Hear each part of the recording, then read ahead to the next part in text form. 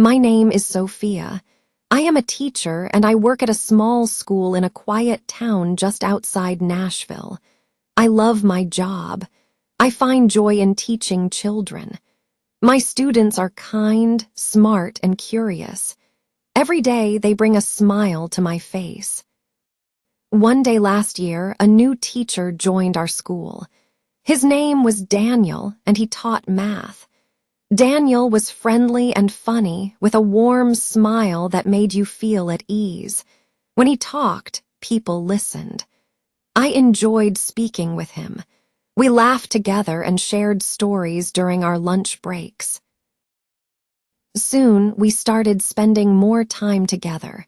We would go for coffee after school or take short walks in the park. I liked being around him. He made me feel happy and safe. At first, I had no idea Daniel was married. He never talked about a wife, so I assumed he was single. He treated me with such kindness and listened to me intently. I believed he liked me, too. We grew close, and I started to develop feelings for him. I looked forward to seeing him every single day. I confided in my friend, Lena. "I think I like Daniel," I told her. She smiled and said, "He sounds nice. Maybe he likes you too." Then one day, something strange happened. I was at home when my phone rang. It was an unknown number, but I answered it. A woman's voice said, "Hello, is this Sophia?" "Yes," I replied. "Who is this?" "My name is Claire," she said. "I am Daniel's wife. We have been married for 5 years." My heart stopped. I couldn't speak. My hands felt cold. "What?" I finally managed to say. "You are his wife." "Yes," Claire said. Her voice was soft, but I could hear the pain in it. "I don't want to lose Daniel. I love him. I want to keep our family together." I didn't know what to say. My heart felt heavy. "Why are you calling me?" I asked. Claire explained. "I saw you and Daniel together. I wanted you to know the truth." I closed my eyes, feeling sick to my stomach. I never knew Daniel was married. He had never told me. I felt a wave of sadness and confusion. "I didn't know," I said to Claire. "He never said anything about you." "I have pictures of us. I want to show you," she said. She sent me the pictures. They were smiling, looking happy. There were photos of them on holiday, holding hands, sitting together. It was all real. I looked at the pictures as tears welled up in my eyes.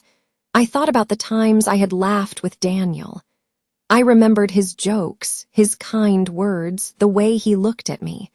Now everything felt wrong. I asked myself, why didn't he tell me? Why did he hide this? I felt an immense sense of guilt. I never wanted to hurt anyone. I never wanted to be a problem in someone's life.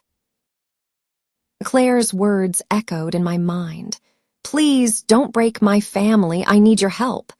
They were heavy, full of pain. "I understand," I said slowly. "I didn't know. I'm so sorry." In that moment, I made a decision. I would not see Daniel again. It was the right thing to do. I cared about him, but I cared about Claire's well-being too. I could not be a part of this. The next day at school, I saw Daniel. He smiled at me. "Hi, Sophia," he said, as if everything was normal. My heart started to beat fast. I knew I had to tell him what I knew. "Can we talk?" I asked. He looked surprised but agreed. We walked to a quiet corner outside the school. I took a deep breath. "Daniel, I need to talk to you," I said. He looked worried. "What is it?" "Claire called me," I said. "She told me everything." His face changed instantly. His smile vanished. "Oh no," he whispered. "I should have told you." "Yes," I said. You should have. Why didn't you? I was scared, Daniel said. I didn't want to lose you.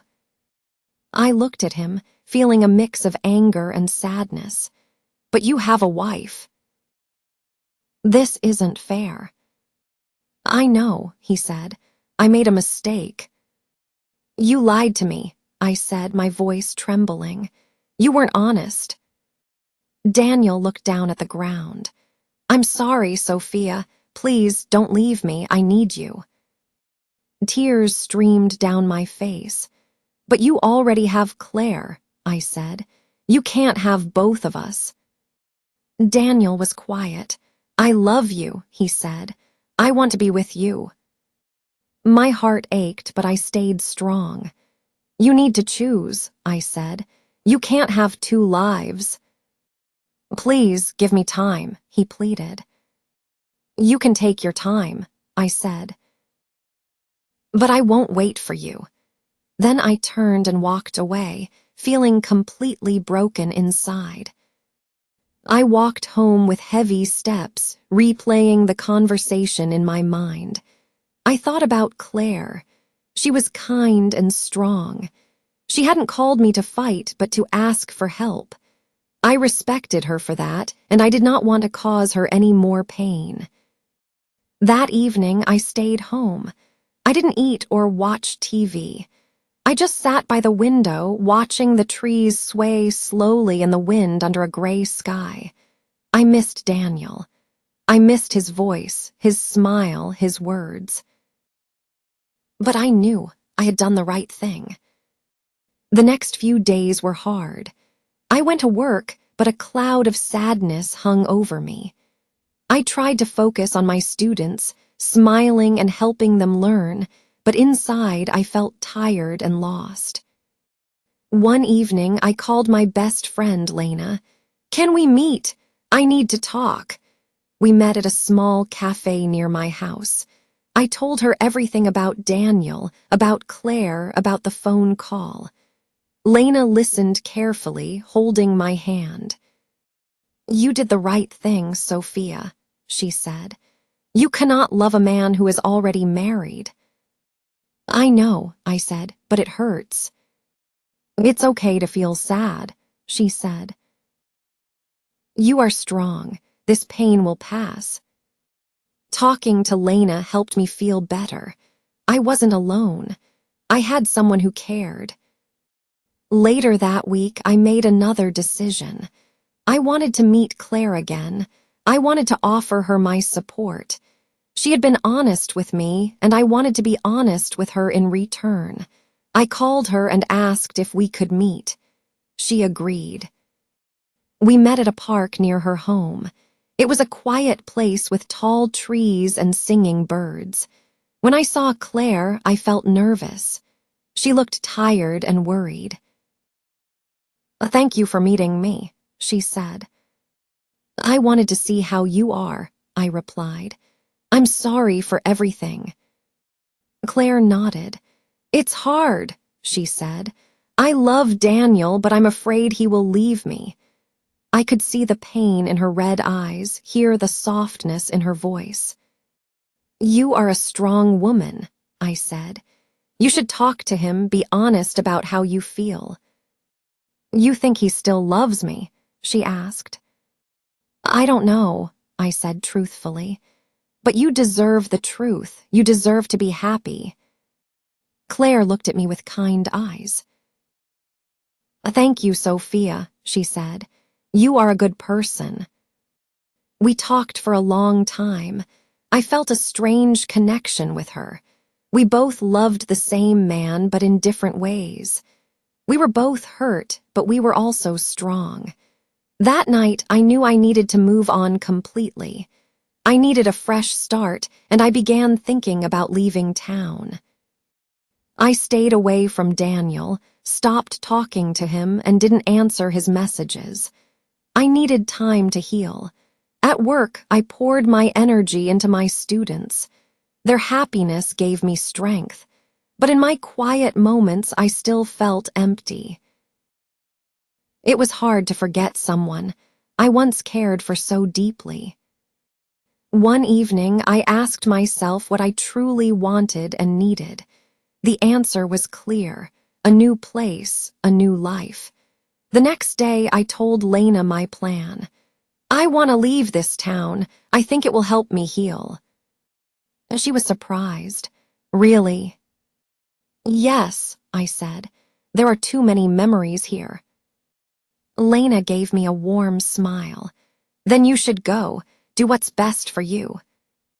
Feeling a mix of nervousness and hope, I started looking for jobs in other cities.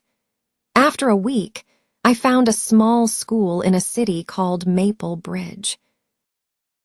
It was a quiet place, and they needed a new English teacher. I applied, and a few days later they called me for an interview. The head teacher was kind. "We would love to have you here," she said. "When can you start?" My heart beat fast. I smiled. "Next month," I replied. When I told Lena, she hugged me tightly.